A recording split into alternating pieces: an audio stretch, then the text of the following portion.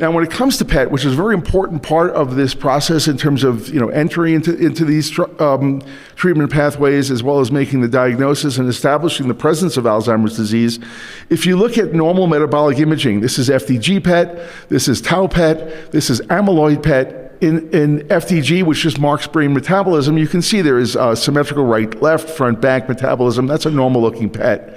And normal tau PET, you really don't see any tau accumulation. And a normal amyloid PET, you see what looks like you're marking the white matter. You're sparing the cortex. There's a lot of ways, getting into the nitty-gritty and how to interpret tau PET. Amyloid PET is a bit more complicated, but that's what it comes down to. That's a clear positive case where the cortex is spared. Let's contrast that to this case, which is a clear positive case. That was a negative case. This is a positive case where you no longer see the gray-white differentiation. You no longer see just the central white matter mark, but you go all the way out to the cortical edge. Here in this tau PET, you can see there's abnormal tau clearly in the temporal lobes, and in this metabolic PET, this FDG PET, you see the classic posterior temporoparietal hypometabolism compared to other areas in the brain. Here's a clinical case from the literature.